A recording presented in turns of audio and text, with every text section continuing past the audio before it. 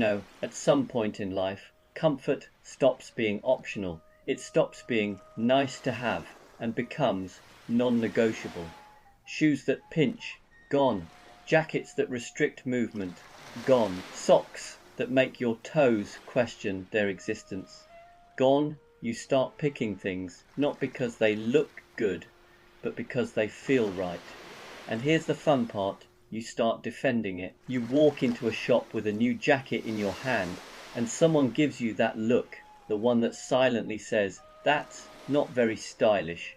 And you just smile because in your head it's perfect. Perfect for bending, stretching, sitting, reaching for tea without complaining. Perfect for living style. That's negotiable comfort. That's sacred. You even find yourself giving little speeches to friends, sometimes out loud, sometimes just in your own head. I'd rather enjoy my evening than strangle myself in skinny jeans. And strangely, people stop arguing after a while. They see the calm in your movements, the lack of wincing, the quiet satisfaction. You've won without trying, simply by choosing to exist comfortably. And the best part, it's contagious. Slowly, almost imperceptibly, your friends start noticing. They begin to respect the chair you pick, the shoes you wear, the scarf you wrap around your neck. Comfort has a kind of understated authority. So next time someone questions your choices, the relaxed shoes, the soft jumper, the perfectly sagging sofa spot, just smile and let them watch. Because you're not just choosing comfort, you're mastering it. And frankly, that's a victory worth celebrating quietly every single day.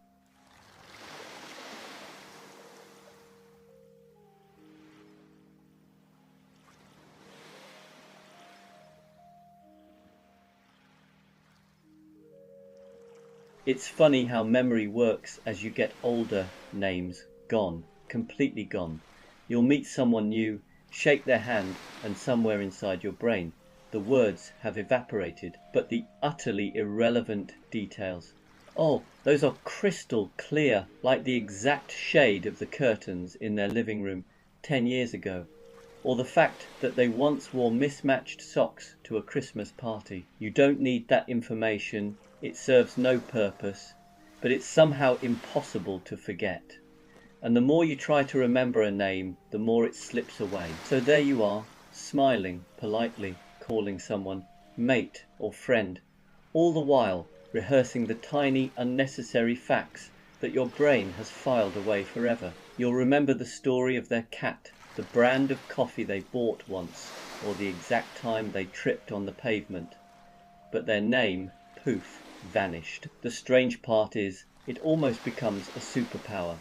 You can recall all these odd, seemingly useless details that make conversations feel familiar and personal. You can tell someone, "I remember the scarf you wore on that snowy day in 2012, and they're stunned even if you can't remember their name. And you realize maybe names aren't that important anyway. What matters is the tiny mosaic of moments, the quirks and little stories, the bits that stick and linger. Those are the things that make someone memorable, and somehow that feels more satisfying than remembering a simple name ever could."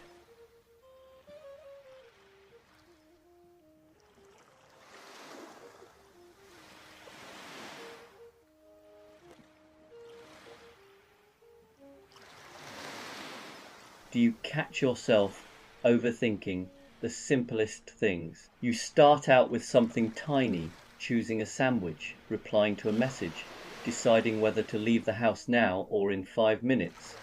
And before you know it, you're deep in analysis, weighing options that don't really exist. You stand there genuinely considering all the possible outcomes, as if the future depends on whether you choose white bread or brown. And at some point you catch yourself. There's a brief pause, a moment of clarity, and you realize you've spent far longer thinking about the thing than it would have taken to just do it. That's usually when the laugh arrives. Not a big laugh, more of a quiet, private one. The kind that says, "Ah, I see what's happening here." You're not annoyed, you're not frustrated. You're just mildly amused by your own mind, wandering off with confidence and absolutely no sense of proportion. And the nice thing is, once you notice it, the spell breaks, the decision becomes easy again. You choose something, anything, and the world continues exactly as it did before. Nothing collapses, no one complains, the moment passes. So when you catch yourself overthinking the small stuff, it's worth smiling at it, because that little laugh isn't giving up, it's understanding. And sometimes that's all you really need to move on, quietly and comfortably, with the day unfolding just fine.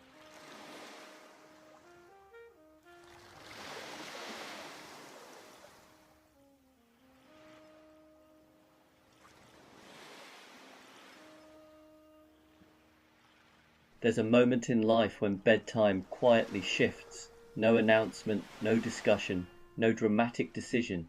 It just happens earlier than you expect. One day you're someone who stays up late because you can, and the next you're glancing at the clock and thinking, well, that's probably enough for today. What's interesting is how reasonable it feels. There's no rebellion, no sense of missing out. You're not tired in a dramatic way, you're just done. The day has had its say, and you've listened politely. Even the idea of staying up feels like unnecessary effort, like insisting on dessert when you're already perfectly content. You start planning evenings differently without quite realizing it. Films get paused halfway through with the calm confidence that they'll still exist tomorrow. Books fall gently onto the bedside table instead of being finished. There's a quiet satisfaction in knowing you don't have to push yourself anymore. You've earned the right to stop. And the best part is the morning, waking up earlier, doesn't feel like punishment. It feels spacious. There's time for tea, for sitting quietly, for easing into the day without rushing. You realize that the earlier bedtime wasn't about getting older. It was about choosing peace over resistance. So when you find yourself heading to bed earlier than you once would have, don't fight it. You're not missing anything. You're simply listening to a quieter rhythm. Now, and honestly, it's a rather pleasant one to fall asleep to.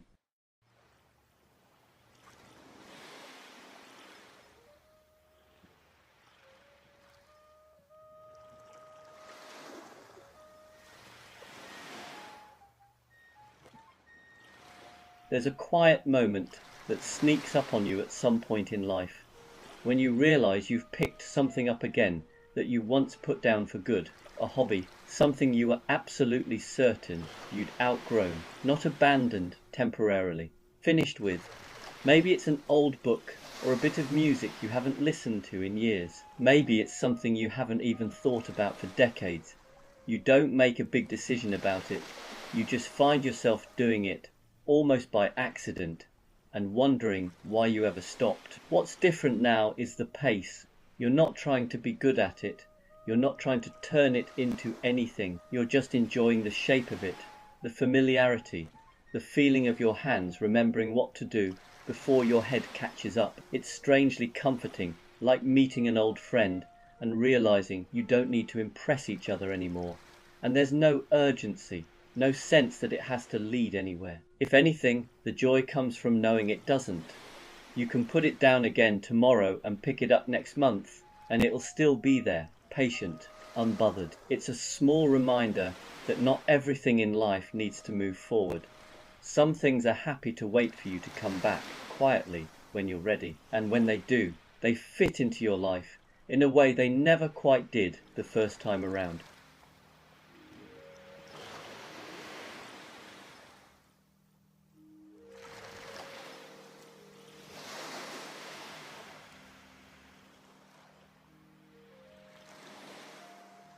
Weekends used to arrive with a bit of drama. There was anticipation, plans, a sense that something had to happen. At some point, though, the rhythm changes quietly, without announcement, and weekends become something else entirely. You still notice Friday, of course, but instead of excitement, it's more like relief, a gentle exhale. The weekend isn't a blank canvas anymore. It's a softer version of the week, familiar, predictable, comforting. Saturday mornings arrive earlier than they used to, often without effort. You wake up naturally sometimes before the alarm, and there's a brief moment of confusion before you remember There's nowhere you have to be, and somehow that's better than sleeping in ever was. You find yourself doing small, unremarkable things. A bit of tidying, a slow cup of tea, maybe a walk that has no real destination. There's no rush to make the most of it. The enjoyment is quieter now, tucked into the spaces between tasks, and then Sunday comes along carrying that familiar feeling that used to mean dread. But even that softens with time. It becomes more about easing into the week than resisting it. You prepare gently, you put things in their place, you wind down without fighting the clock. Nothing about weekends is worse. They're just different, less loud, less ambitious, more forgiving. And somewhere along the way, you realize this new rhythm suits you perfectly. It's not about escaping life anymore. It's about settling comfortably into it.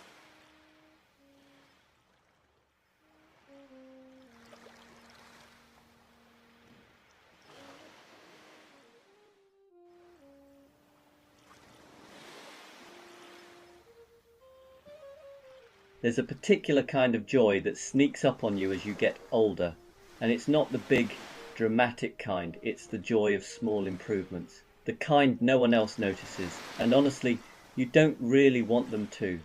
It's things like finally fixing a cupboard door that's been slightly off for years. Nothing dramatic changes. The kitchen looks the same, but every time you open it, there's a tiny moment of satisfaction, a quiet sense that the world is, at least in this one small corner, behaving itself, or replacing something that was technically working, but only just a kettle that took too long, a light bulb that flickered, a drawer that needed a very specific jiggle. Once it's sorted, life doesn't get better in a noticeable way.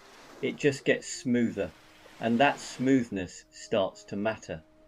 What's strange is how invisible these improvements are to everyone else. You don't announce them, you don't point them out, you simply enjoy them privately, like a small secret between you and your environment, a mutual understanding that things are now slightly improved. And the more of these tiny fixes you make, the calmer everything feels, not because anything big has changed, but because fewer things are quietly irritating you, fewer sighs, fewer eye rolls, fewer moments of mild resistance.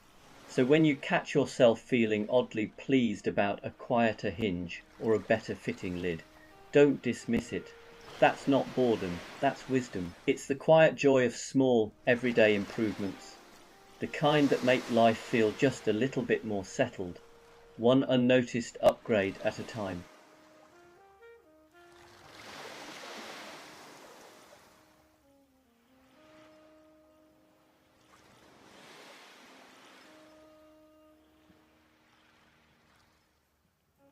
So there's this thing that happens when you get a bit older.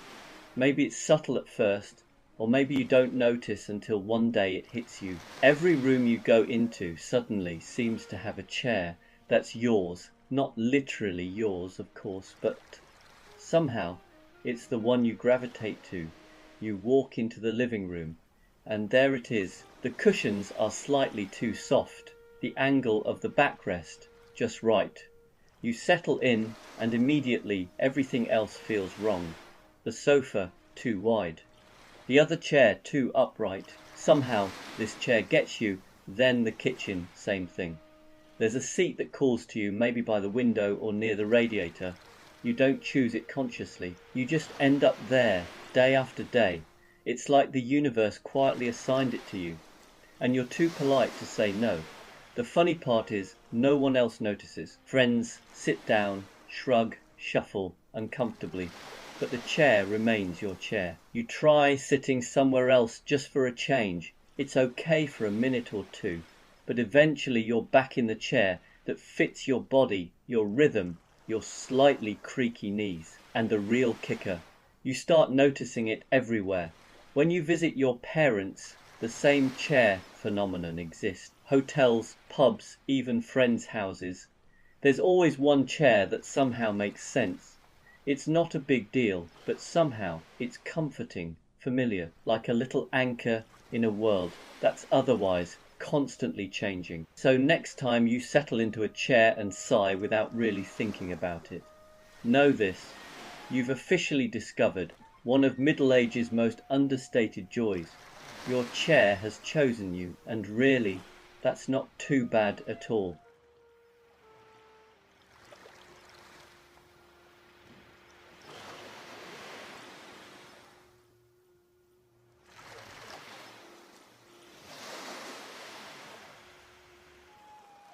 There's a very particular kind of satisfaction that arrives quietly as you get older, and it's the moment you realise you know exactly which route through town avoids chaos. Not the fastest route on paper, not the one the sat-nav insists on, but the one that simply works. You don't announce it.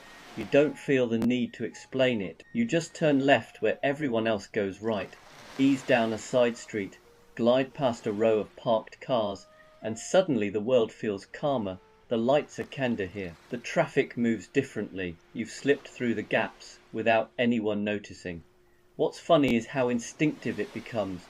You don't really think about it anymore. Your hands just turn the wheel, your feet adjust automatically, and somewhere deep down there's a quiet confidence that says, this way. You've learned this route over years through roadworks, school runs, temporary closures, and one disastrous diversion you still haven't forgiven, and every now and then you catch a glimpse of the main road you've avoided. Cars stacked nose to tail, indicators flashing in frustration, people gripping their steering wheels like it's a competitive sport.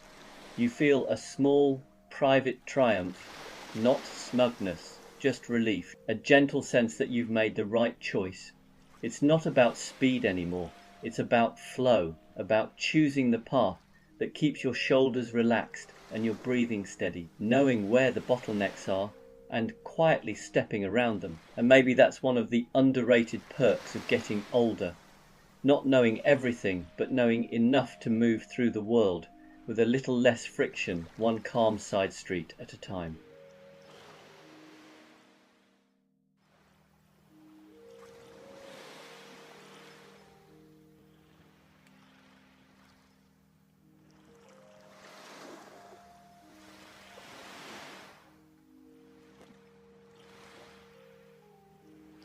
There's a quiet satisfaction that comes from looking up at the sky and knowing what's about to happen. Not checking an app, not asking anyone, just glancing upward and thinking, yes, that's rain later. It's not dramatic knowledge. You're not forecasting storms or issuing warnings. It's more subtle than that. The colour of the clouds, the way the light looks a bit tired, the stillness that creeps in before the air changes its mind. You don't announce it loudly, you just mention it casually, almost as an aside, and when it happens, that's the moment. The rain arrives exactly when you expected it to, or the sun holds on just long enough to prove you right. You don't celebrate, you don't even smile much, but inside there's a small contained thrill. A quiet yes. What makes it better is that no one really notices. They'll say something like, oh, it's turned, hasn't it? And you'll nod as if this was all inevitable. You don't mention that you knew half an hour ago purely from the way the sky looked. That knowledge is for you. At some point, this becomes part of your identity. You start trusting the sky more than the forecast. You'll glance outside before leaving the house. Adjust a coat, choose shoes accordingly.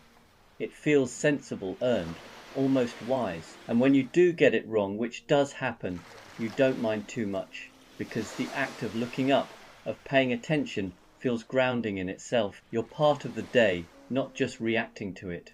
So next time you step outside, pause for a moment, look at the clouds, the light, the way the air feels. If you get it right, enjoy the quiet satisfaction, and if you don't, well, at least you noticed the sky, and that, somehow, feels like a win too.